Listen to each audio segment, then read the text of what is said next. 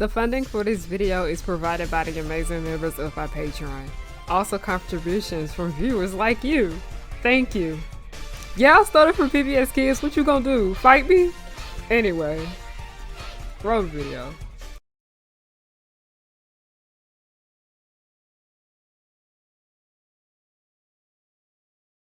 So welcome to my 10-year anniversary video.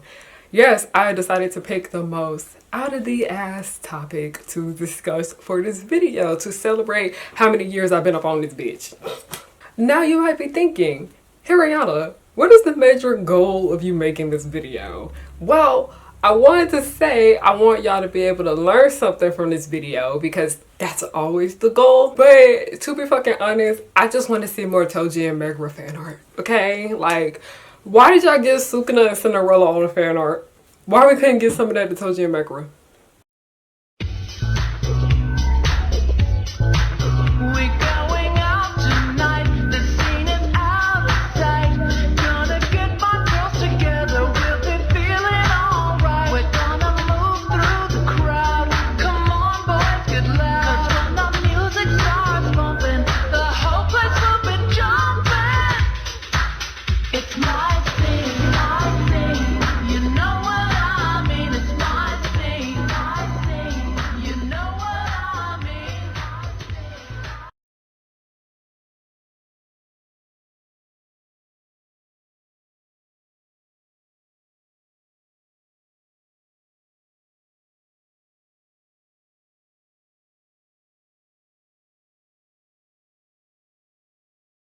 This isn't necessarily a video about why I like this one particular ship so much. It is not just a video about shipping in general. It's a video that is about loneliness, misogyny, and romance just as well. Now, originally this video was supposed to be released in August because I was inspired to make it after watching Calamara's video where they made a 2-hour-long video, I'm sure, that was convincing the audience to ship Jack Frost and Elsa. I am not a Elsa shipper, but it was a very interesting video and it was also very well done, and I really do appreciate the passion that they put into that. But it also reminded me, I was like, what is a ship that I feel this strongly for? And that is Toji x Megara, specifically a crack ship that I feel this strongly for. But also, so much has changed since August. This video has went through a few rewrites, and also because something devastating here happened in America, and it is something that I do want to address. If you have watched my video that has come before this called In Defense of Crack Shipping, where I do talk a little bit in detail about why I do like Toji and Megara over there, there is a point I make in it about how we have real problems. And I mentioned that one of those real problems was the election. That video was filmed in April. It is now November.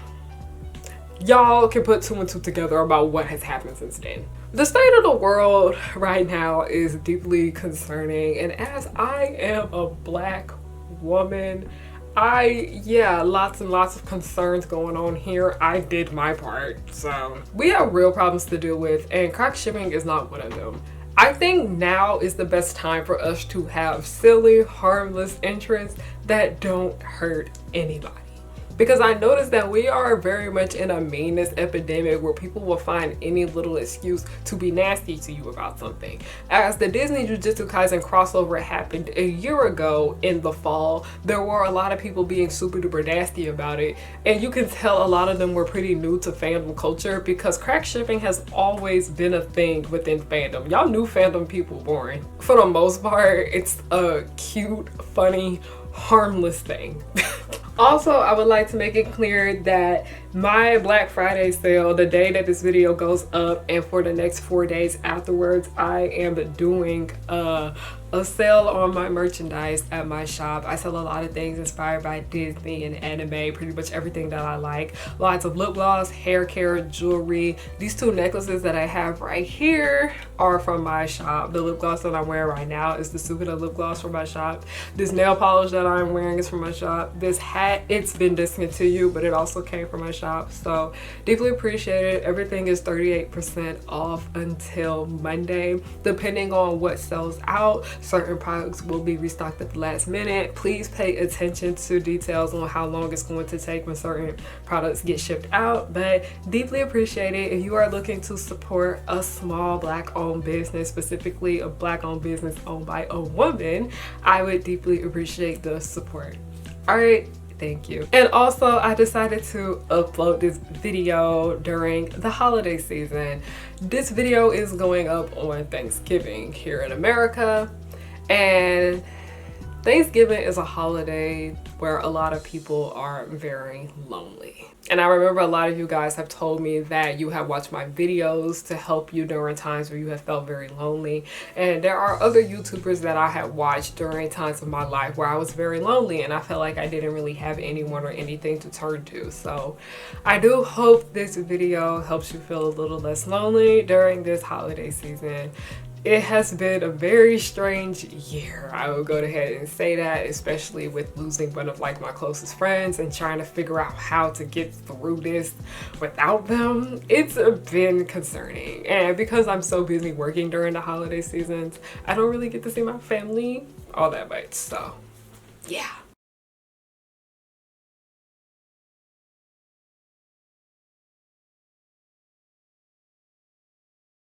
Now, before we can go anywhere in this video, we have to know who Toji and Megara are first, because the things that make them who they are is why I like the idea of this dynamic so much. So, who is Toji?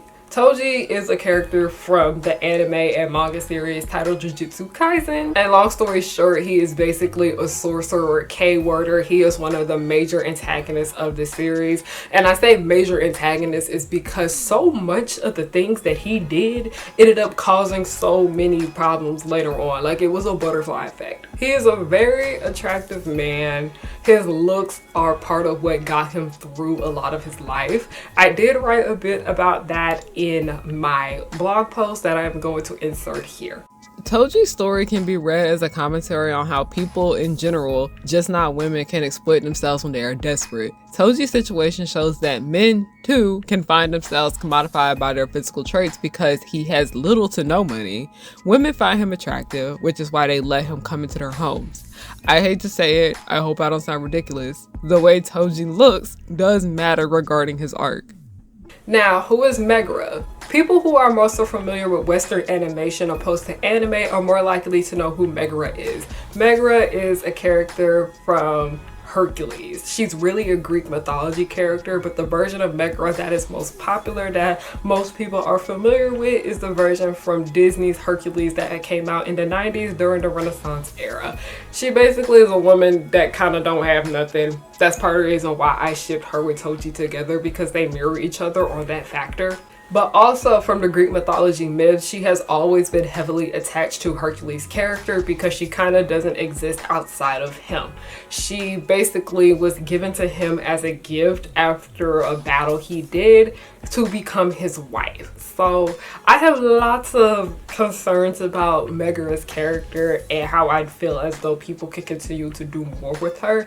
Now, I made an entire video back in March about why I personally think Megara deserves better. I will have that link down below.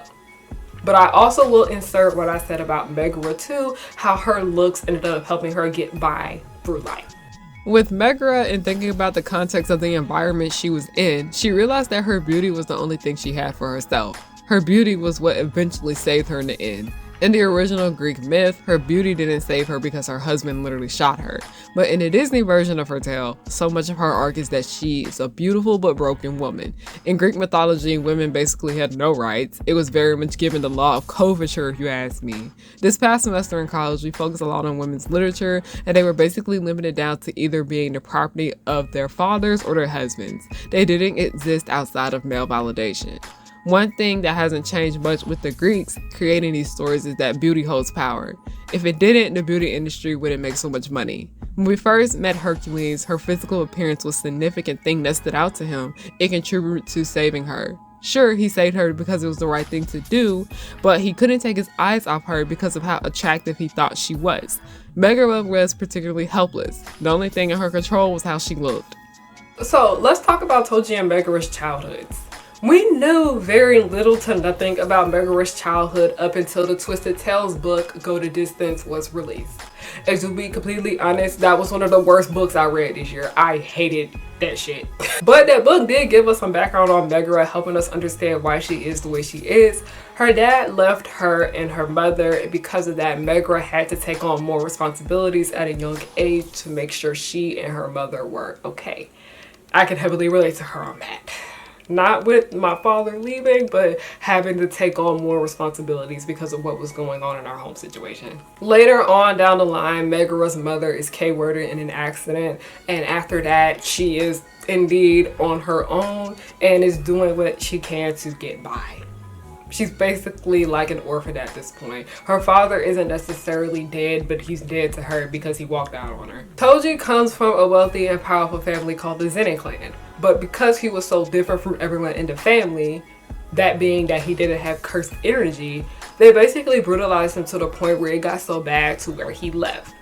It takes a lot for a person to leave stability and money, by the way. So that is one major reason why I have had so much respect for Toji. Looking at what some people have been saying about Toji and Megara's characters over the years, and more specifically in the last year with Toji, it is very much black and white, being that they don't come to an understanding about why these characters act the way they do.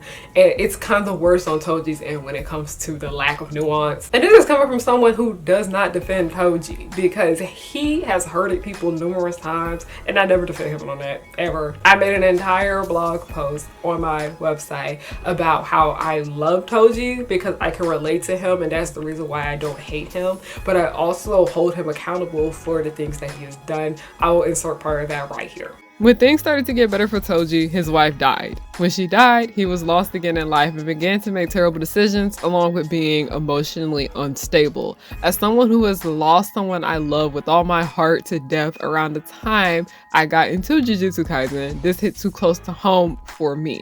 One of my most genuine friends I've ever had, on top of the fact that this person helped me become a better person, was dead. While I do feel for Toji, my sympathy for him changes once he leaves his son and stepdaughter. My condolence turn into frustration. My grief relating to his wife is understandable, but I can't help but be angry with him for what he did to Megami and his stepdaughter Sumiki. Yes, there's another one. We will get into that later. Yes, I get that he was an emotional wreck when his wife died, but he now has the responsibility of being a father, and he failed. Digging deeper into this, it seems as though no one would help Toji take care of Megami, at least well. We will get into that later. Once again, I blame the community. If you see a father struggling to take care of his son, why won't you try to help him? There's so much neglect going on here, and it's not just from Toji. The Zenin clan sucks. In conclusion, both of their families, more so community, have failed them. That being Toji and Megara.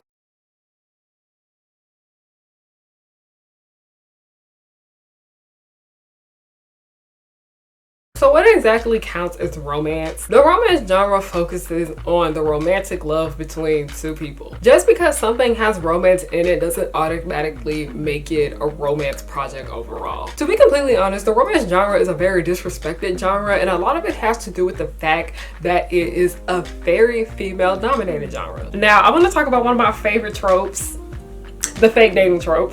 Recently, I read a book called The Love Hypothesis. Yes, I read The Love Hypothesis. I've talked about it a few times in the past weeks on my channel, how I ate that book up. I loved it, okay? Corniness aside, that was my shit. But I read The Love Hypothesis, and that right there is a full-on romance because the entire story focuses on two characters named Olive and Adam fake dating each other, and during the time of their fake relationship they start to fall in love with each other. That typically is what happens with the fake dating trope. At some point they both catch feelings, or the feelings were always there depending on how they became together. Because I recently wrote a book called Writer's Block by Maya Monique, and y'all know that last year I was praising the Grim Reaper's lawyer up and down because I loved it. Writer's Block is a novella that is about the fake dating trope, but opposed to Olive and Adam and The Love Hypothesis being strangers, in writer's block, they were friends, like very, very close friends, and they decide to fake date. It's also one of those NFL sports romance books, so if you're looking for something like that, I highly do recommend, but you have to be 18 or older to read it. That is a new adult book, okay? But anyway, they start a fake relationship with each other, that being Olive and Adam, and they start to fall in love with each other.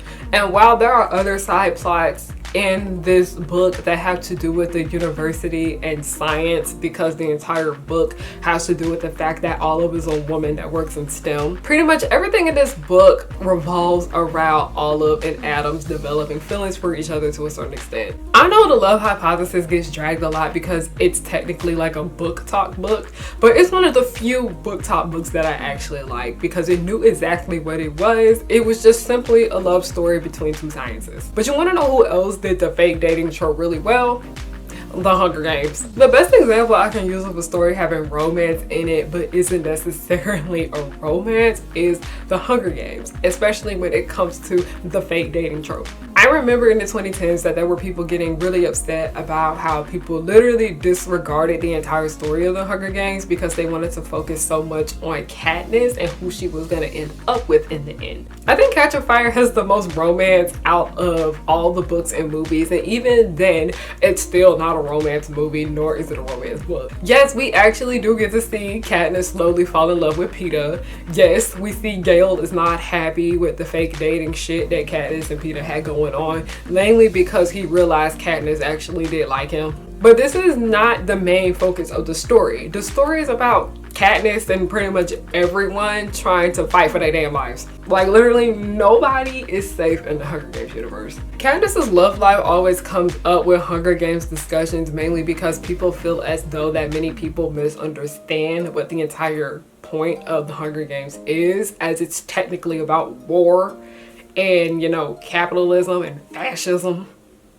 It's also about misogyny too, to a certain extent, just as well. How even though the Hunger Games keep going on, people like continue to have children and they keep having kids and keep putting them into these games. Like the Hunger Games is not for the faint of heart, okay? But I do get what people are talking about, how there is a lot of misunderstanding about the entire point of the Hunger Games. Like the main reason why Katniss did the fake dating shit in the first place was because she didn't want to die. She did that out of survival, because the main reason her and Peeta started doing that in the first place, well, Peeta thought it was real because his feelings towards her at the time were very much one-sided. He had a crush on her and she made it clear like, hey, why are you telling everybody on national TV that you like me? What the fuck is going on? But she realizes that if she could get her and Peeta out the game together and using like taking advantage of the fact that he has a crush on her, they will both make it out alive. But that entire situation did put like a strain on their relationship. But to be honest, Katniss and Peeta's relationship was fucked up from the jump. There's actually a really good article that I found on fangirlish.com because they make a good point about the romance in the Hunger Games, even though the overall story is very much political. I will even go and say that Katniss and Peeta's relationship was political too, just as well, because they simply got together in the first place so they literally wouldn't die. Honestly, life has become a shithole, especially when it comes to politics in the United States. Having a little fun discussing the ins and outs of who I ship Katniss with is the fun of it, and I want and need to keep my day sailing. Plus, this isn't some wiffle group of women only entertained by romance. We're talking about partners here, people. That's what Katniss deserves, and we all be lucky to have. And breaking down the better partner for the stronger lead and badass known as Katniss is totally worth it. I think we focus on the love triangle because it's light. I never really thought about it before. Of course, if we were in that situation, our love life would be the furthest thing from our mind, and it is for Katniss up to a point. The love triangle is a spark of hope in this bleak story. When a majority of the film and books focus on the romantic triangle of its lead characters, it's hard to ignore. I wonder what the Hunger Games would be like if it didn't try to shove a love triangle down our throat. We definitely will be talking about the political ramifications way more instead of the Team Gale or Team Peeta debate. Though I tip my hat to this franchise because it does handle a love triangle much better than others I have seen. Let's face it, The Hunger Games is a depressing ass series. Young people are dying because a dictator basically saying having kids fight to the death controls the population. I think the love triangle is what we focus on because it really does take your mind off the horror, if only for a moment. I enjoy the progression of the Katniss Peeta Gale thing while I read the books, while I was curious who would come out alive. I was even more curious as to who Katniss would end up with. If you are interested in me talking about like why I think The Hunger Games did a good job with the fake dating trope, please let me know in the comments, because that is a video that I would love to make, but like in January, because y'all know I got Disney summer coming on next month.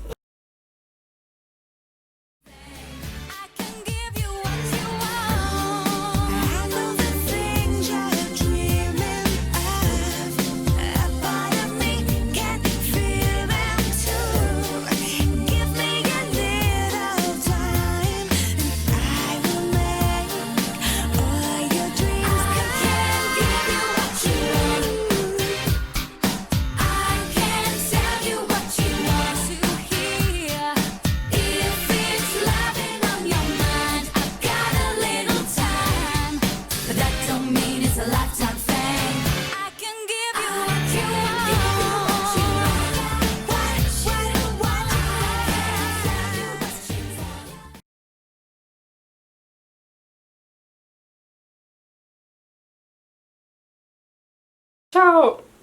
Okay, first of all, to all the shonen fans that get mad at you for talking about how JJK treats its female cast, we do not care. We don't give a flying fuck. Y'all are just mad that women have an opinion on the series that you like. But like The Hunger Games, Jujutsu Kaisen is also a tragedy. Jujutsu Kaisen does not do a good job of writing most of its female cast, along with how the romance genre doesn't really exist in this series to begin with. And to be clear, I only have a problem with one of these things, and that is the female cast. I don't have an issue with Jujutsu Kaisen not wanting to have romance in the series, mainly because that is a creative choice that Gege decided to make. And to be honest, as someone who reads and watched JJK, we don't have time for that shit over here. Like, these characters are more concerned about the state of the world and the relationships, and it worked for the series. But not having romance in your story does not excuse the female characters for being poorly written. Oftentimes in male-led stories, it feels like romance is just a plot device for the male characters when female characters are involved, but Jujutsu Kaisen found a way around that and still treats its female cast like ass. I mentioned this in my video about crack shipping that I do recommend if you want to know more about this entire phenomenon, that being crack shipping. But part of the reason that the crossover was kind of a big deal for Jujutsu Kaisen fans is because, speaking from a very heteronormative shipping perspective, unfortunately, we barely had shit to work with. My friend Emma, who is on the channel Ella Pastoral, pointed out how most of the ships in the Disney Jujutsu Kaisen crossover were straight. And yeah, there's a reason for that. The women in the series do little to nothing at times, and they don't even interact with the men all that much. And we are a very LGBTQ friendly channel over here. And I am a big supporter of gay ships. So let's go ahead and get that straight. Because of this, I fully understand why the most popular Jujutsu Kaisen ships are just with the men, because the straight ships kind of suck. And I like some of these straight ships too. But like, looking at the material that was given, women love them some Nanami, okay? I love me some Kento Nanami, alright? But let's be honest, the person that Nanami has the most chemistry with in this damn series is Gojo. Satoru and Kento. Gojo is a man. Pretty much all of the men in this series have more chemistry with other men than they do any of the women. And that's really on the fact that the women just aren't well written, but many of the men are. And that's part of the reason why people found it so easy to ship the male characters in Jujutsu Kaisen so easier with the Disney female characters, because a lot of like the Disney male characters, specifically like the princes and like the heroes, they don't be written all that well, but the female characters are written drastically better. Because I'll go ahead and I'll be quick to say, like, talking about like the newest Little Mermaid film, one of the reasons I like the new Little Mermaid movie so much is because they fixed I was about to say Jonah. He was played by Jonah. They fixed Eric's character. He was so fucking boring in the original 80s Little Mermaid, and they actually gave him some sort of personality. But also, them giving him a personality is what made the chemistry between Ariel and Eric so much better. Because one of my biggest gripes with the original Little Mermaid film is the lack of chemistry between Ariel and Eric. I wasn't rooting for that relationship at all, but I was rooting for them in the new Little Mermaid. And one of the major man-woman ships in Jujutsu Kaisen is Choso x Yuki, and that's not saying much because for one, Yuki is poorly written. Love Yuki down, but Gege did not eat when they wrote her. It's not a shocker because the female cast isn't well written, but Choso and Yuki barely knew each other. Like, we did see them have that conversation with each other, but like, that's like bare minimum. That's crumbs. That is breadcrumbs, okay? Like, and if you would like to know more about this, that being how Jujutsu Kaisen treats its female cast, I made a video about it, and it's called Are We Awful to Dead Women? And I will have that timestamp down below if you are interested. And all I have to say about Jujutsu Kaisen, the timestamp is there, so you can just easily click to that section of the video.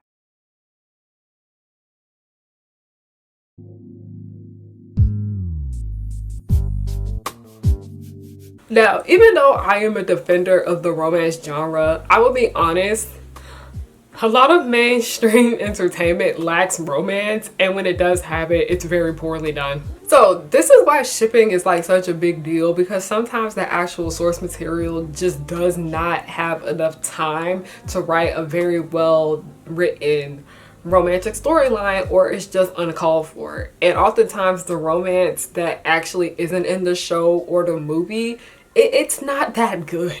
Usually fans can see that there would be romantic potential between two characters and decide to make fan art and fan fiction to give them something better, or people realize two other characters could possibly work as a couple. Now, my top 3 ships of all time are Toji x Megara, of course, Gabriel and Natalie, and then Ben and Evie. Y'all know Toji and Megara is a crack ship. Gabriel and Natalie come from Miraculous Ladybug, and Ben and Evie come from the Descendants series. Now, out of all these ships, only one of them is canon, and the show literally fucked it up. And that show is Miraculous Ladybug, because Miraculous Ladybug don't know how to do anything right. And then with Ben and Evie, they had more chemistry with each other than the actual people they were paired up with. And then I will also get into why I ship Toji and Megara so hard later on. But you guys you're walking with me. Am I convincing you? Am I convincing you? Now, let's talk about one of my favorite shows that I have watched this year, The X-Files. Their relationship was, for a very long time, one of friendship and co-workers. The characters, through the brilliant portrayal of Da Vinci and Anderson, grew into a duo that cared for and respected each other, and it was refreshing in the mid to late 90s to have an attractive couple that didn't have a sexual relationship. But the build-up and tension around the pairing led to a frenzy online amongst those who wanted the couple to become romantic partners in addition to the FBI partners. Enter shipping as we know it now. Certainly fan bases before the X-Files had the ideation as to whether a couple should get together or not. Sam and Diane on Cheers is one that comes to mind, but the introduction of the internet changed things. The X-Files is a great example to use when it comes to shipping culture. I had mentioned in my crack shipping video that the X-Files is one of the series that made shipping such a big deal in fandom, even though the show is not a romance. The X-Files is a science fiction crime series that focuses on 2 people named Fox and Dana, who are paired together by the FBI to work on cases, specifically supernatural cases. And I love this shit. I love it. Even in the X-Files, we see Fox and Dana date other people, but they don't really treat it like it's a big deal because the main focus of the show is Fox and Dana solving a case, regardless of how much chemistry they have with each other. People be thinking that like Fox and Dana didn't start acting like that until like middle in the series, like the more it went on. No, they was like that in the first episode. She walked up in his hotel room in just a bra and panties and her robe. Like, they always been like that. But also, like, another, like, talking about, like, this relationship dynamic, this ship dynamic, they work together, and you know how dating your coworkers isn't always, like, the best thing to do because of, like, you know, professionalism. But also, let's be honest, the relationship between Fox and Dana was never professional to begin with. Y'all, I hate how every time I record on YouTube, my nose starts itching. Like, y'all been seeing my nose turn red drastically throughout the video. I'm sorry. I stop in between takes just to rub it. Here's the thing. As the romantic tension between these two become more and more apparent, it starts to get more annoying. It starts to get more irritating. Honestly, if you want a video about my thoughts about these two fuckers right here, I will gladly make one because they make me want to scream. Okay? Moving on, talking about Eddy. Yes, Eddy. That show has a big fandom. Let's talk about Marie and Double D. Now, Eddy isn't a show where romance is a big deal. Like, no, don't never do romance again. But it was trash. It was a hot mess. It was like the way All Grown Up did romance, but like 3 times worse. But also the female characters in it are written to be like very questionable. Like, it's the truth. I love this show, but the way it wrote the girls at time was just straight up weird and not the good kind of weird. Like, you have Naz, who is my favorite character, by the way. She's a very sweet girl. Nothing wrong with her for the most part. Super smart, and it irritates me how the show tried to write her as a dumb blonde sometimes when she clearly was very intelligent. The only thing wrong with her was that she hung out with Kevin too much. I am a Kevin hater, okay? But also, like, to be honest, Naz is not in the show that much. And then Sarah, who is my second favorite character. Yes, Sarah is one of my favorites in Eddy. Fight me. She is just a loud, annoying little sister that literally is all to her character. And then we have the Canker sisters, who really just harass the 3 main leads of the show. Oh god. And it's not like a one-time thing of them harassing them. That is literally what they threw throughout the fucking series. And I'm gonna be honest, I blame their mother a lot for their behavior. I really do. But shipping is super popular in the Eddy fan. Specifically the ship between Double D and Marie. I remember when I was in high school, I really did like that ship too. Because there was potential there for there to be like something more. And I remember I did an Eddy panel like this past year's MomoCon, and a lot of people were Double D and Marie shippers, so that was really cool. But Double D and Marie had the potential to be like something much more if the show did a better job of writing its female cast. But this isn't a show about romance, and the girls are just high-key written poorly at times. A lot of times. And then moving on from Double D and Marie, let's talk about Hey Arnold and Helga, because this relationship right here, more so a dynamic, is one of the major things people speak about when they talk about Hey Arnold. And people make the cutest Hey Arnold fan art with Arnold and Helga. It literally makes me scream. I remember when I was like a freshman in high school, this ship had me in a chokehold. So much of this show focuses on Helga having an attachment to Arnold and Arnold thinking that she hates him because she straight up tells him that she hates him. But Hey Arnold is not just a series about Arnold and Helga. This is not the Arnold and Helga show. This series has an ensemble cast, and part of its appeal is that we get to learn about all of these people who live in the city. This is not a show that solely focuses on Arnold and Helga's dynamic. But this isn't a show, I say, that focuses on romance. Romance carries this series, but it's not solely focused on one couple. We see numerous different couples. And I like how we see like age diversity too when it comes to these couples, because we see the couples at the school, and then we'll see like the couples who are parents, and then we will see like elderly couples too just as well. I really did like the way the show portrayed that. Now moving back to the Disney Jujutsu Kaisen crossover. This is why I and so many other people were amused by this crossover, because romance is, it's not even an afterthought in this series. It doesn't mean much of anything. Love means a lot here, but romantic love don't mean shit. Most of the ships, the fan ships, aren't canon in the way they want them to be. Because I ship Nanami and Gojo hard, but in this series, it's obvious that they care for each other, but they are not romantically involved. I even spoke about how one of my favorite sapphic ships in Jujutsu Kaisen is Mai x Momo, but those girls are only friends no matter how devastated Momo was when Mai died. Momo loved Mai, but only as a friend. It's just the truth. It's just what the material gave us. It can be read up to interpretation because, you know, art is meant to be interpreted by numerous different people. But like what was put out there was very much this is platonic. A lot of the say gender relationships here in Jujutsu Kaisen in general are just like strictly platonic, even though they can be left to interpretation where people think they are romantic. And people are allowed to, like, you know, ship Gojo and Nanami romantically. People are allowed to ship Geto and Gojo romantically too, even though I personally don't ship that one. That's one thing I really do like about shipping, because like I said, art is up to interpretation, and that's basically what shipping is. It's just how people are able to interpret it.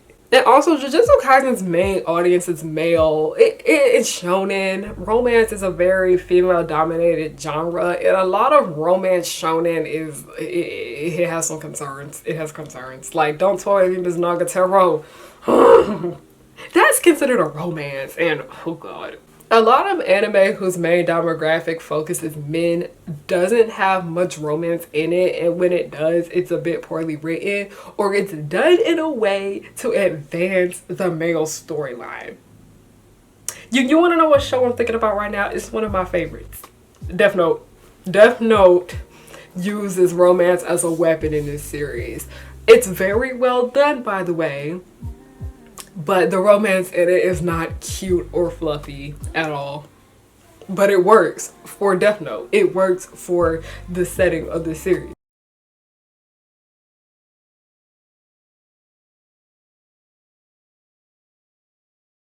Now, Disney films, on the other hand, heavily focus on romance. Even if it's not the main storyline of the film, it plays a major part in its outcome. Like, why do you think some of the most successful films from Disney are the princesses films? Why do you think one of the most successful Disney franchises is the Disney Princess line? Why do you think people go to the Disney parks and want to meet the couples so much? Like, why do you think when people do couples costumes, they often pick Disney couples? Why do you think people were upset that Asha from Wish didn't have a love interest? So much of the Disney brand revolves around romance, regardless of how problematic it is at times. JJK doesn't have romance, but Disney tends to have too much romance in their works, if you ask me. And what I mean by that is that romance is such a major focus, but sometimes the characters with each other, they just like don't really have that much chemistry. They just end up together in the end. And another major criticism people have with Disney films is that the damn characters fall in love in 2 days. So this is where I turn to y'all. This is where I turn to y'all. I would like to get some insight from my audience about how you guys feel. This section is a bit longer than I thought it was going to be, but a lot of y'all just left some really good responses, and also a lot of y'all are really funny. I found a lot of you guys' responses to be comical, so enjoy. So I wanted to get some audience input for this video, so I had asked you guys 2 questions on my community tab. The first one being, do you think animated Disney films give us unrealistic expectations of love? Why or why not? Please keep in mind that Disney films are many of our first introductions to the romance genre. And 2, what Disney couple, yes, this can include Disney Channel, do you think had a realistic romance and why? Yes and no. I personally feel like any romantic fictional ship is inherently unrealistic to a degree, since fiction has a sense of exaggeration regardless of how realistic the story is supposed to be. For that reason, I only think I can answer the first question. I think Peppa and Felix from Encanto are a really good couple because they don't always agree on everything and have personal issues. They remain committed to each other and their family. You can tell they have experiences working through problems together. Plus, Felix remains very loyal even when Peppa's emotions become almost too much to handle. The only unrealistic expectation Disney movies gave me was that I was gonna fall in love with a man. Oh well, same to be honest. Like another comment said, yes and no. For a majority of Disney movies, we see a romance blossom almost instantly. There's a reason Frozen made the joke you can't marry a man you just met, since nearly all Disney movies did that. Also, see love at first sight happening a lot in older Disney films such as Sleeping Beauty and The Little Mermaid. It wasn't until Beauty and the Beast that we saw the relationship grow. Kita and Milo from Atlantis, Jane and Tarzan from Tarzan, I don't know. I feel like the level of mutual respect exuded by both of these couples is definitely something to admire. I think Disney and most romantic media gives us pretty accurate picture of what falling in love feels like. This is euphoria. There are grand gestures, etc. The most inaccurate part in that sense is the portrayal of it only happening to beautiful and ideally virtuous people, and the idea that love can magically force people to be virtuous. Love writes all kinds of checks and then it leaves you figuring out fail to cash. One, I personally never understood growing up how people genuinely thought love and romance was going to be the same as it was portrayed in older Disney films. I grew up on the classics too, on VHS, etc. Then in the early to mid 2000s Disney too. To be fair, my parents let me watch all sorts of crazy shit growing up. Horror, fantasy, sci-fi, comedy, so maybe that's what it is. If Disney is all you had in terms of romantic content, then I can see how one may base their initial romance notion on them. 2. I genuinely had to think about this and it was coming blank, but I would definitely say Meg and Hercules are my favorite couple for their dynamic. Jasmine and Aladdin for their chemistry, Star and Tom, Kim and Ron losing Amity, but in my opinion there are very few actual realistic depictions of love and romance in Disney films, and more so believable romance. The only realistic Disney Pixar romantic romance I can think of at the moment is Bob and Helen from The Incredibles. At least the first one. They argue, stress, and worry over housing, jobs, and their safety. But they also show to be a team since they trust and compromise and learn together. They love on each other and try their best for their kids. I never really expected romance to work out like Disney, but maybe that's because my parents hated each other. LMAO. I think the fact that I can't think of a realistic Disney Channel romance says a lot. 1, yes, I definitely think there's a luck factor when it comes to finding the one that Disney doesn't confront in their stories. Part of the reason why I expected to be in a relationship ASAP, LOL. 2, animated couples, Karen and Dick, the replacements. Romantically, they were in sync as they bonded over their daredevil interests and actively supported one another. However, their absent parenting is a whole nother story. Non-animated, Tanya and Victor Baxter. They were incredibly supportive of each other in their professions and created a healthy parenting family model. One more I almost forgot. Nani and David from Lilo and Stitch.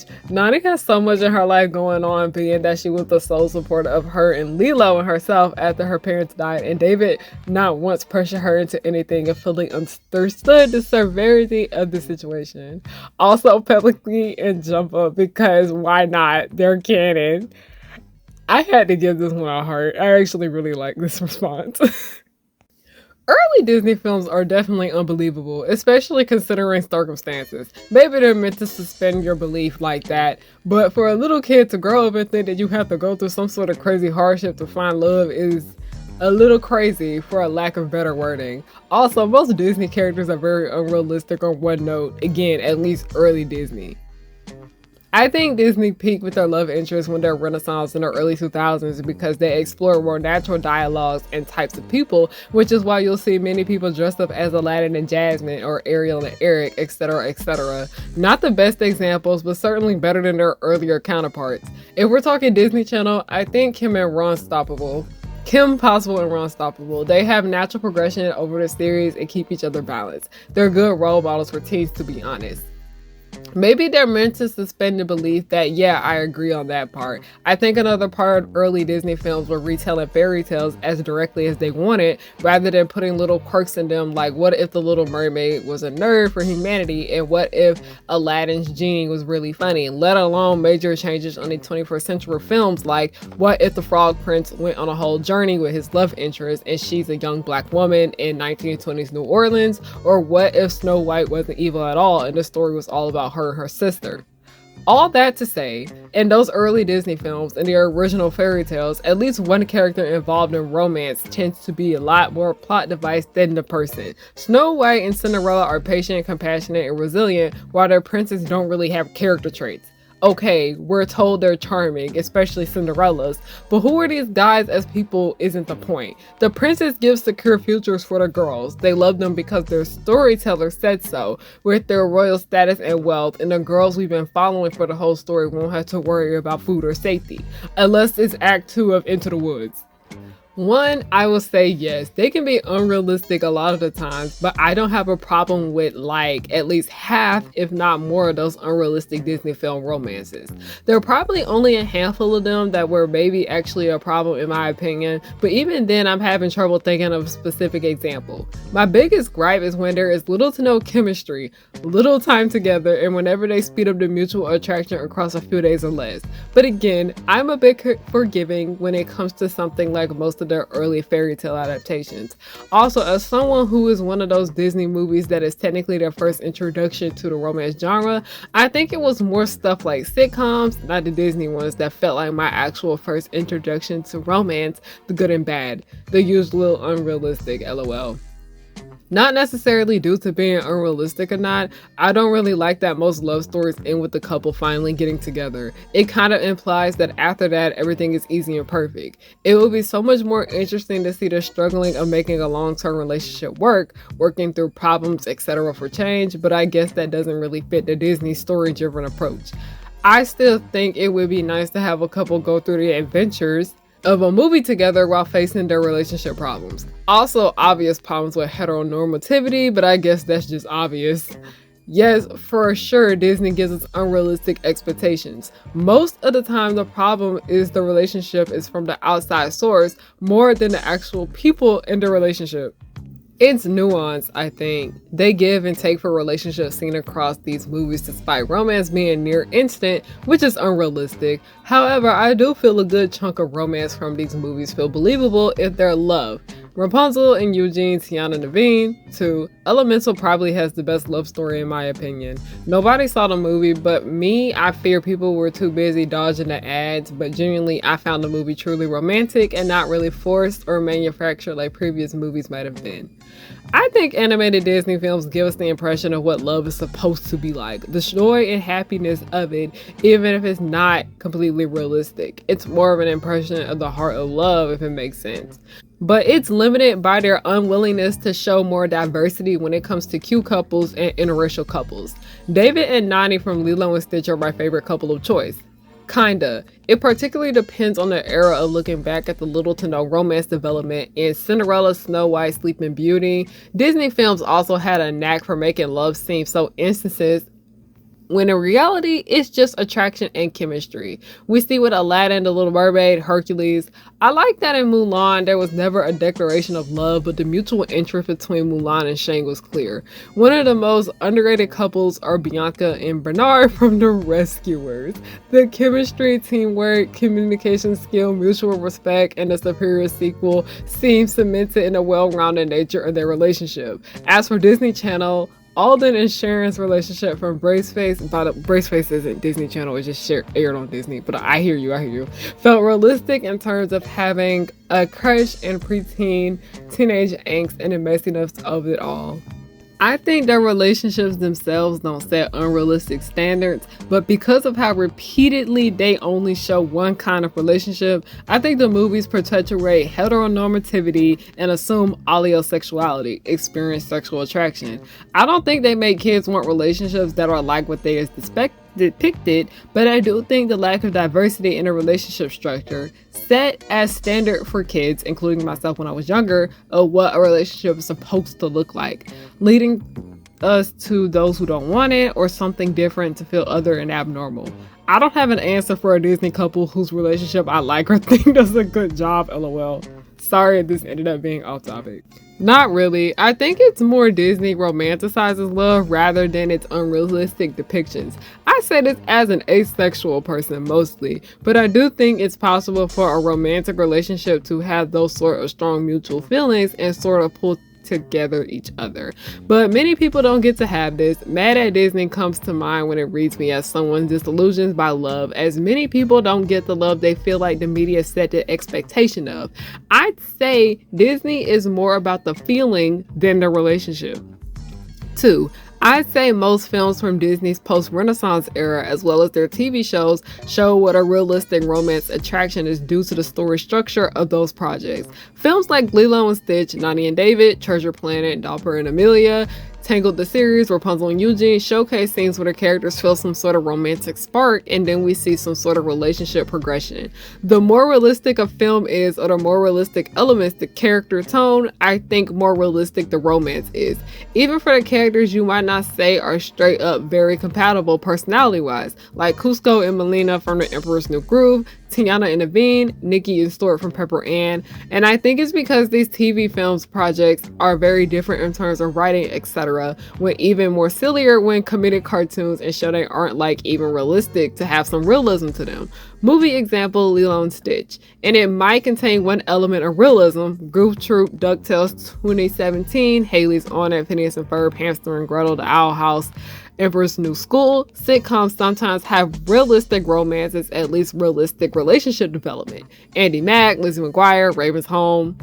But I think overall, depending on the sitcom. Didcoms, on the other hand, I believe are not realistic as the TV shows, and I think many Disney Channel shows have intentionally their own slow burn romances and are not as realistic but very drawn out, like Wizards of Waverly Place. Lastly, I think the two Renaissance films that did a realistic romance are The Lion King and Hercules, maybe, though I haven't seen it. Also, I know Hercules TV show has some episodes related to relationships, so maybe those are depictions more realistic because Hercules is like very parody. I don't know. For a Disney Channel couple, I feel like Bob and Amy from Good Luck Charlie have a good relationship. Another one is Casey Undercover and Brett. If it was short, they had good chemistry. Buffy and Marty from Andy Mac. One, I would say no. They are heteronormative, and I feel like as short pieces of fantasy fiction, everything is a bit more simplistic even outside of romance. There is only so much that can be portrayed, and I've never really bothered by it. If anything, I think the princesses specifically are seen as aspirational, not the romances, especially when early princes basically just blank slates and they can't kind of be up for interpretation. I always thought Ariel was amazing as a kid and wanted to be just like her, but I didn't really care about finding an Eric or whatnot. I thought she was a cool mermaid, lol.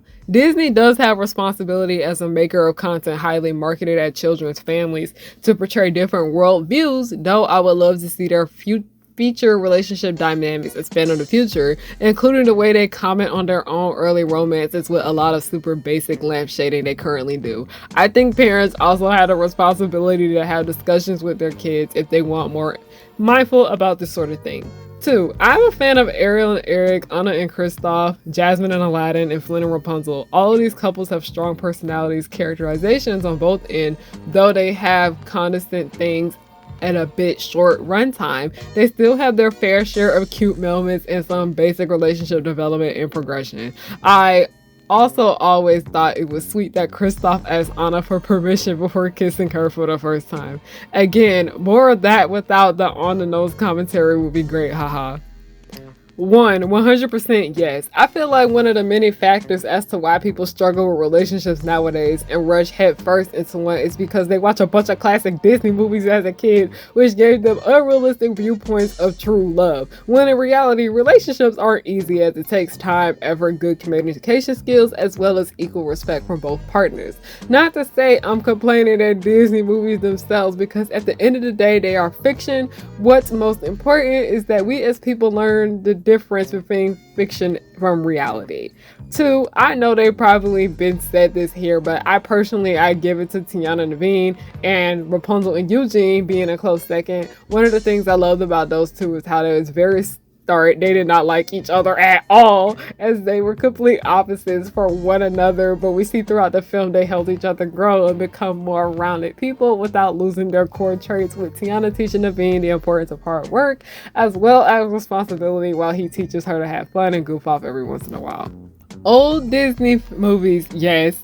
Disney cartoons, no. New Disney movies, no. In my opinion, the older Disney movies tend to have more romantic symbolism than the newer ones. I have not seen all of their new movies, so I cannot speak for all of them, but the ones I have seen with the lack of romantic elements that were present in the older films. On the other hand, I have noticed that Disney cartoons often feature a love interest that progresses through the story and eventually leads to a romantic relationship.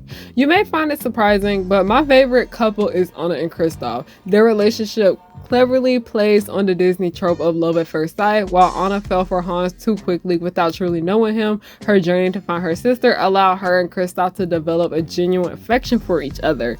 It was refreshing seeing a princess get tricked by her first love. Pocahontas doesn't count. That's why I appreciate the natural progression of their love. In today's films, it seems rare for the characters to even fall in love. However, I believe the movie Elemental successfully portrayed a romantic relationship between the fire and water characters. It represents another example of healthy relationship. One, yes, I feel like a lot of Disney movies films make people think love is a fairy tale or magical, when in real life, love is sacrifice and it needs work on both parties to have a healthy, loving relationship. I feel like the movies only show one side of love, the romance, instead of the whole thing. Two, I really like Helen and Bob from The Incredibles, Elle and Carl, Tarzan and Jane, and Tiana and Naveen. I feel like all these couples have realistic attributes to what's found in a relationship, which makes them stand out. One, I think animated Disney films do give unrealistic expectations of love. This is because the fantastical or life-changing elements that usually happens in the film. Example, Tangled, Princess and the Frog, The Little Mermaid, etc. They make love seem like an easy thing and something that fixes all the issues in your life. As a young black girl at the time, I never really was a fan of romance. I like action and cool powers, but it made me think naively that there will be someone who will always be there when you least expect it and save you. Two, Tiana and Naveen for me are the most realistic couple, even though they aren't my favorite, because they are both young adults in different classes and backgrounds who normally probably wouldn't have met if it weren't for what happened in the film. They learn from each other and go through together a lot and brings them together closer. Naveen seems more mature and Tiana learns to bring her walls down to be more open to letting herself enjoy her life. They find love but also don't lose their character in the process. Naveen is still jokey and upbeat and Tiana is still hardworking and focused. They just found love aims to growing as people. Oh, I forgot to answer the first question. I would say a lot of Disney movies definitely represent unrealistic views of love. There's this depiction of love that happens instantly, whereas I think a person can instantly be infatuated. True love takes time to develop. I remember reading this analysis of Sleeping Beauty a long time ago, where they talk about how the movie depicts love. It affects love as being something that's instant and irreversible, is something that has complete and utter faith in it and never questions itself. And I think depiction of love is not limited to Sleeping Beauty. Nani and David, and if we count Pixar, the Potato Heads. Pacha and his wife, married couple in Emperor's New Groove, Kim and Ron Stoppable were cool too. For the older and more Iliad films, their romances were definitely unrealistic, and that goes in line with film culture at the time in general. If you watch films outside of Disney from the same time period, you'll see a lot of those films doing the same things with more romantic, regardless of whether it made sense or were problematic. A good example of the film adaptation play Pygmalion. In the original, Eliza leaves Higgins behind to deal with his crap, something that automatically upsets the audience at the time since they wanted romance. So now most adaptations end with Eliza returning to Higgins despite how terrible he was to her. But with the culture shift that began to happen in the 1960s and 70s, people grew tired of unrealistic and Iliad films from the periods beforehand. So when Disney entered its Renaissance period with The Little Mermaid, the way they handled the romance between Ariel and Eric was noticeably different. Ariel had a motive behind her love interest and was allowed to be more proactive. Not to mention, she and Eric at least knew each other for more than a day, and we see how they interact beyond a big romantic moment. Of course, it's not entirely realistic, but it is enough for people to look back and see a more believable couple compared to the ones that came before. In the film afterwards, they play more and more into making their couples being believable, with the characters spending more time together before realizing their feelings. So instead of a definite yes or no, I think it's more accurate to say that it depends on the time period that the film was made in. As for more realistic couples, I'll say the couples in Encanto. Felix and Peppa, as well as Julieta in Augustine. Both couples have people who were undeniably still in love and have reached a point where they were just comfortable with each other. In answer to the first question, I say it's nuanced, but overall the answer is no. There is rarely any establishment of boundaries, consent, intentions, either explicit or implied. Everything tends to be all or nothing, especially as older Disney movies follow the idea of marriage as loving, but also till death irreversible. My other thought is the lack of awareness of power dynamics, which circles back to the classist feminist discussion of the agency of the Disney princesses. There is no realistic depiction of how power imbalances can trap people in relationships and be very damaging. This leads to in real life cultural ideas about marrying rich and leaning to the simplistic image of happily ever after, often blind to the potential for abuse. 1. In my honest opinion, typically no, not at all. A lot of the movies are based on love at first sight and there are practically no slow burn romance. Hard to do this in a movie anyway. There's always minor inconveniences that happen along the way or even red flags. Looking at you, Prince Naveen. Aside from The Princess and the Frog, another blatantly problematic romance was Beauty and the Beast because the message I received as a kid, which I know now to be dangerously false, was stick it out with the person who is mean and aggressive, also even violent, and eventually after nurturing them with love, they'll change into the dream person you want them to be. 2. Even though it's Pixar, Mr. and Mr. Incredible, they met in their line of work and their relationship and dynamic was very realistic to the world and timeline. They disagreed on a lot, but on both sides came from a place of what they thought was best for their kids. In short, they weren't perfect, but they had a yin and yang that worked really well for a kids film and also made sense in my opinion. 1. No. I tend to believe Disney romance fits the moment where they don't really dive into good solid basis for the relationship or the hard work it is maintaining a relationship. 2. I like Mulan and Shang because it's one of the rare main couples in the old Disney film to fit for the long term. 1 is kind of a hacky cliche at this point and I'm sick of hearing it and I don't have the energy to argue against it beyond saying that just because something is a hacky cliche doesn't make it true or valid. 2. Sarabi and Mufasa. R.I.P. Mufasa.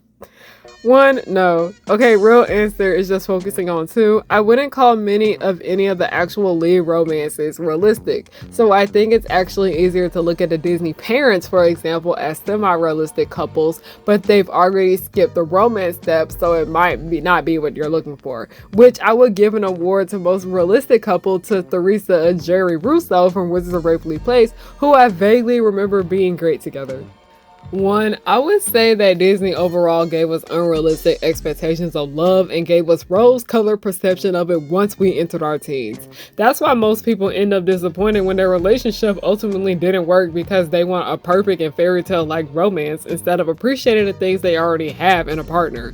Like, there is no such thing as Prince Charming or a beautiful princess that needs to be saved. People in real life are very complex and romance and love in general are very complex. And to be fair, couples in Disney are going to be inherently unrealistic due to being fiction. 2, I say the most realistic Disney couple for me had to be Tiana and Naveen because they got to actually know each other and understand each other's struggles. They also were both frogs, so their attraction towards one another was not only based on looks but genuine interest in each other as people. The old cartoons, no, that's pure fantasy, like women who want the imagery of a guy who's 6 feet tall, makes 6 figures with a 6-pack and ready to play stepdaddy. Now in new shows, that's dead on. It's struggle love and misunderstanding at the very end of the series. Star vs. the Forces of Evil, Ladybug and Cat Noir, Kevin and Harmon, Moon Girl and Kid Creed, and so on. I would say that they do, but only because it feels like a lot of female characters in Disney movies almost have to get together with men or end up writing themselves directionless. 1, I think it's hard to create realistic romance when you have an hour, so yeah, they meet the prince, fall in love aspect seems crazy, but A, even if they didn't space it out over a couple movies, it might get stale. B, people tend to want a quick resolve. I think the issue comes with it being believable, like maybe it's a childhood friend or something, she knows it would be less jarring. Cause why is a strange man kissing me while I'm sleeping? 2, for me, I say Austin and Ally, but keep in mind I haven't seen it in years. It's just the aspect of like giving it time and they will, they won't they, but not the entire focus all the time. Princess movie wise, Tangled, but I think Eugene being fleshed out more than any other prince has to do with that. I also kind of hate that Disney took romance out completely. I think they did it in every movie and it'd be good, like Wish would have been a cute love story. Moana, I'm on the fence, but I'd like to see a native Polynesian girl fall in love that's not Pocahontas coded. Disney kind of takes one thing and rides the wheels off of it, and they're doing that with the family aspect now because of Encanto's success.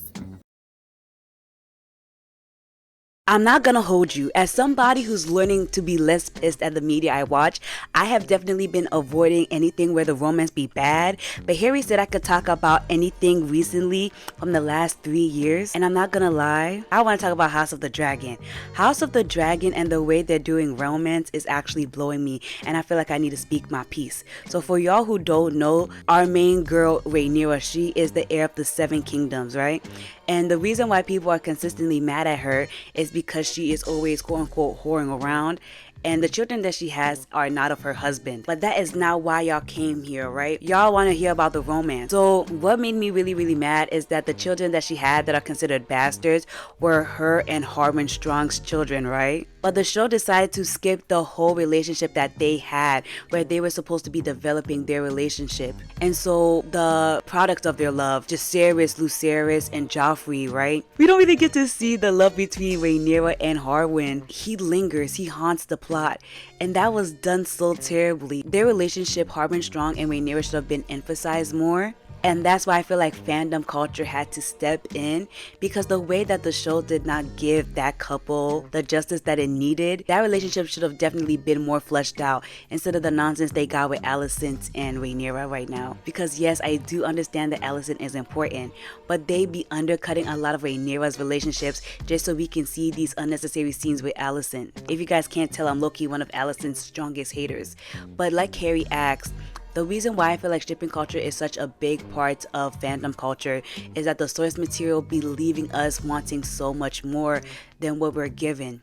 Like, I like House of the Dragon as a concept, but definitely having all of the fanfic writers and the people who make edits as a part of this fandom has definitely increased my enjoyment of the show way more if I just plainly watch the show, you know? And it isn't just House of the Dragons where I'm like, we need shipping culture to save this show. I definitely see it in a bunch of other shows too. The main example that I can think about is most definitely Supernatural. When I was a huge Tumblr girl, I'm still a huge Tumblr girl, but when I was really a huge Tumblr girl, Supernatural dominated the dashboard like bad. And one of the main gripes that a lot of us had with Supernatural is the fact that the authors and writers were like so shy in trying to make Destiel canon. Anybody with eyes and ears saw how badly Castiel wanted Dean.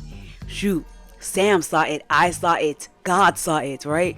But the writers were like being so shy about it. So it took the fandom writing all of the fanfics, making fan art, trying to get this ship canon, because the chemistry between them was palpable. Sometimes I watched the show and I felt like I was interrupting their moments, you know? And that's why fanfic writers and everybody in the fandom had to step up. They gave us what we desperately needed. So personally, I don't see any real issue with getting in a relationship because you are lonely.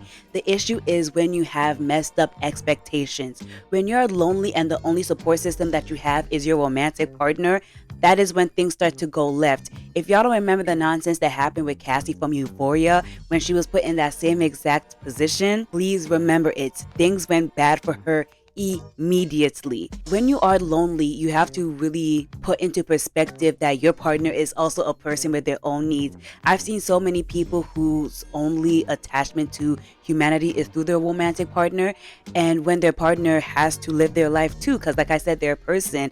Sometimes people don't understand that. Like that whole toxic culture of, why didn't you call me back immediately? Why didn't you text me back immediately? That can go left if you're lonely. So I definitely recommend you building some strong friendships before getting in a romantic relationship, because God forbid you and your partner break up and that was your only support system. Now you're cooked. Burnt even. Okay, We are now in the final act of this video, and I decided to do a voiceover with me drawing an art piece of Toji and Megara. I have been working on this shit since the summer, and I finally got it done simply for this video. Let's begin. I know I've had y'all sitting here for like an hour now, so let's go. When it comes to the romance in Toji and Megara stories, I feel like both failed them. What exactly do I mean by that? The reason I am able to ship Toji and Megara so easily is because I kind of feel almost nothing for their relationships that are actually canon. In Jujutsu Kaisen, the only thing we know about Toji's love life is that he's been married twice and has slept around. We don't know much of anything about any of those people. We don't know the names of the women that Toji was married to.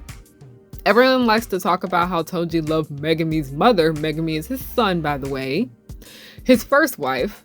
But we don't know shit about the relationship he had with Megumi's mother. We don't even know what that lady looked like from the fucking front. And I know you're like, Harry, how could you ship Toji with a woman he's never met in his show, but not his wife? And the answer is because we actually know who Megara is. We don't know who that other lady is. Because Gege barely gave a shit to work with, and that just has a lot to do with the fact that JJK's female cast is just not a priority for them. This right here is what made me ship Toji x Megara even more, because knowing how Toji is, it makes me think of the kinds of people that he'd be interested in dating. And I'm gonna be completely honest, I can't see Toji with a super nice woman. I just can't see it. And Megara isn't the nicest person. She's kind of a bitch to a certain extent, but that's why people like her character. This isn't necessarily a bad thing, because in the film we see that she's quick to call out men even if they have some kind of advantage over her. Which they technically do because of the time period that Hercules takes place in, where women basically have no rights. And yeah, Hercules fans, y'all gonna be mad at me for saying this, but I never liked the romantic relationship between Hercules and Megara. Nope, not at all. Why? Okay, let's run down the history of it all. Going all the way back to BC, in the original Greek myth, Hercules and Megara are married, but it's not a marriage out of love, which back then marriage really wasn't done out of love. It was done more so out of, like, you know, survival, but also status for men to make them feel better about themselves. But she literally was given to Hercules as a prize from her father. This is not romantic. So later on, after they are married for a long time and have kids with each other, Hercules K-words her, and the myth writes it off as it's an accident, but to be honest, that woman never had it good in her life to begin with, so it's still really icky to me. So now in the movie, we see that Megara is a very lonely woman, despite living with a group of people. It really only feels like Megara liked Hercules simply because he showed her kindness, and I wasn't really getting that she liked him for who he was, more so what he could do for her, which isn't shocking because that's why certain women go after a man of high status, well, higher status than her, because of what he can do for her. It's very much giving, like, there's a song from another Cinderella story called Hurry Up and Save Me, and it is like Megara was just not expecting, but she was wanting him to save her because she really didn't have much. But also, when you learn about Megara's situation, you understand why she got attached to him. Like I said, that song, Hurry Up and Save Me. So for one, she has no friends. The bitch was lonely as hell. Put a pin on that, because I'm gonna bring it back up in a few minutes. And two, she literally lived with Hades, and she did not want to be around that man. I really want to bring up a point I made about Cinderella and Prince Charming, specifically the version that we see in Brandy's Cinderella, but also the 50s Cinderella, both from Disney. I truly think that even if Cinderella didn't have romantic feelings for that man, she still would have married him because she needed to get up out that damn house. And Megara was trying to get up out of Hades' house. And so much of both Toji and Megara's storylines have to do with the fact that they're both lonely and don't really have anyone. And because of that, they have made some choices. Choices were made. And one of the major reasons why I think this shit makes a lot of sense, not because of them both being similar with how they carry themselves. Like, both of them seem to be irritated most of the time, and I find it hilarious, but also confident and brash to a certain extent. But it's pretty common for lonely people to date each other. And loneliness is one of the major reasons why people choose to date in general. loneliness is the reason why dating apps have gotten so popular to begin with. And Megara's dad walked out on her when she was little. Her mom died, and then the man that she had fallen in love with betrayed her and ended up getting her stuck in that fucked up situation with Hades. Toji, on the other hand, he left his family, married a woman, got his shit together, literally took that woman's name. He changed his last name to Fushiguro because he didn't want to have the last name Zenin. That's how much he hated his family. But then that woman died, and then shit fell apart for him. And part of the reason why Megara and Toji acted the way they did is because they didn't have anybody. So it makes sense to be dating somebody who has a bit of an understanding of your situation. That isn't always a negative thing. And this isn't even about dating. This is just like interacting with people in general. I have had friends who, they're not friends, like air quote friends, they were unsympathetic towards me with certain things I had going on. And it irritated the hell out of me because it was just frustrating dealing with them. Friends that have similar things happen to them, they were able to help me cope with what I was dealing with, but they were very much more understanding because they were able to put themselves in my shoes. It isn't always a negative thing to be around people who have similar things happen to them. I wish I would understand that. It's only a negative thing when y'all become toxic for each other. Got it? But people write it off as, oh, they're bad for each other. Oh, fuck y'all. I'm no longer friends with women who have discarded my trauma with guys because they didn't understand it and didn't think it was a big deal because it didn't happen to them, opposed to women who have literally could understand what I was dealing with and actually found ways to help me. Anyways, I know this is just a silly crack ship and it ain't that deep, but it was just something I wanted to think about. This ship had, raised so many thoughts and opinions for me. And for one, the most part, the major reason why I do like this ship is because there is no power imbalance. I really appreciate that. Opposed to with Disney films, that's often a factor with these relationships here. This actually was one of the most realistic ships out of the crossover because it reminds me of couples that I have met in real life and things turned out well for them. And you want to know why? Because they helped each other. And I think about that lady, like the new trophy wife, Isis, that entire situation has me pissed. I really hope her children are safe. But going back and like looking at so much of the rhetoric she was spreading, it was actually very harmful. She kept going on and on and on about how you need to date a man who's much older than you and has a lot more money than you. And I don't agree with that. And a lot of what she was saying was dangerous because usually if you date a man that's on the same level as you, there's a bigger possibility, not guaranteed because y'all know how cishet men are, but it's not guaranteed. There's a possibility, it's not guaranteed that things will work out better because the dynamic is healthier. Like I said, there's no power dynamic with Toji x Megara. The only thing I'd say Toji has over Megara is that he's bigger than her, like physically taller and like he weighs more. That's it. That's pretty much the only thing there.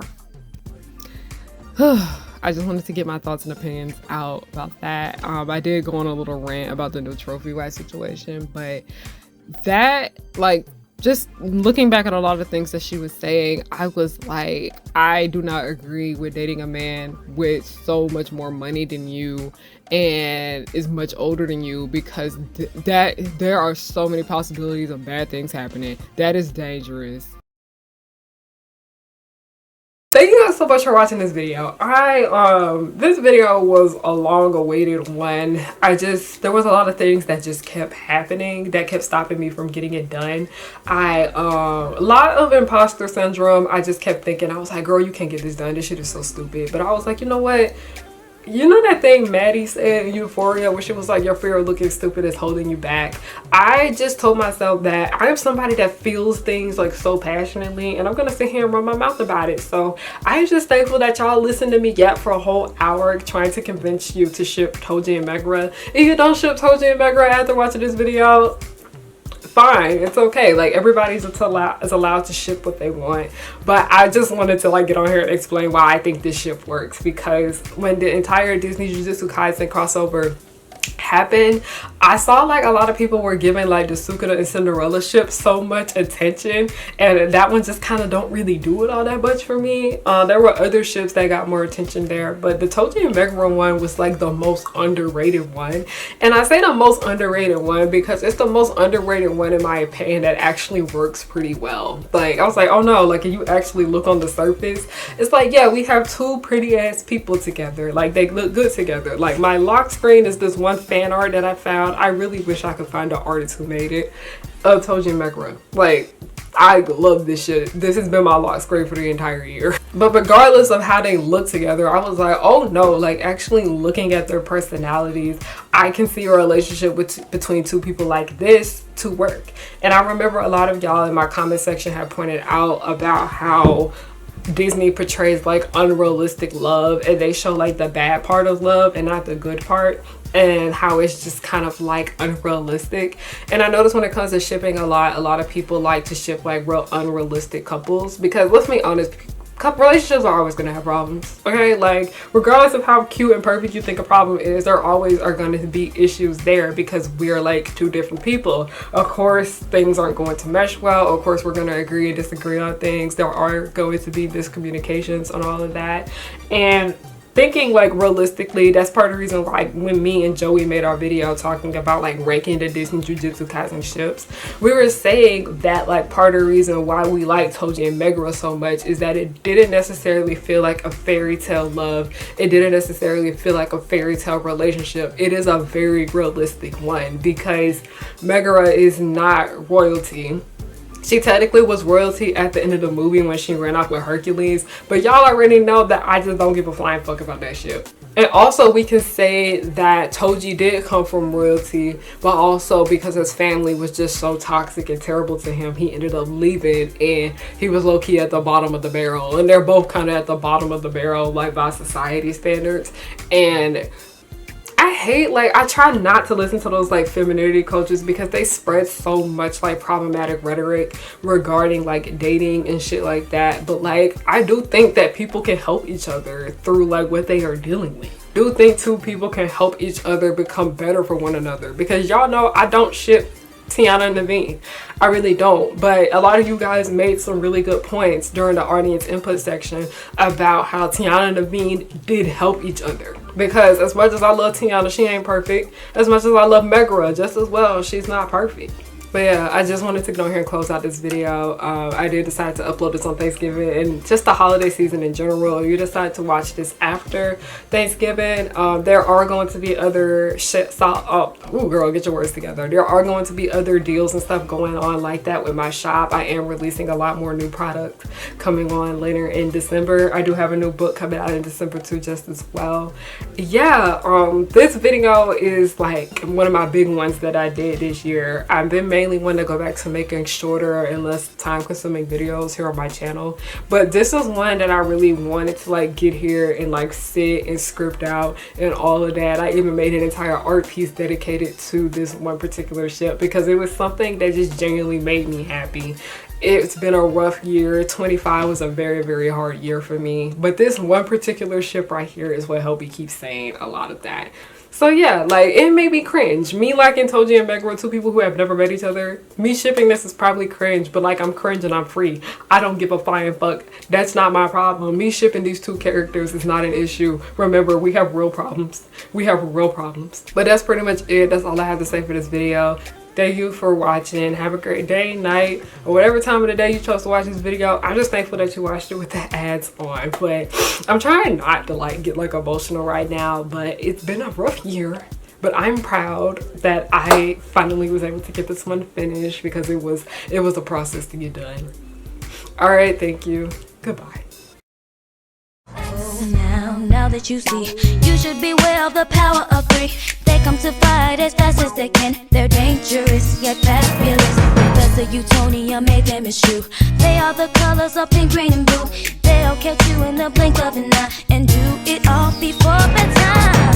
They coming through and fighting, and everyone they're shocking. You know no one can stop them all because of the chemical X. They coming through and fighting, and everyone they're shocking. You know no one can stop them all because of the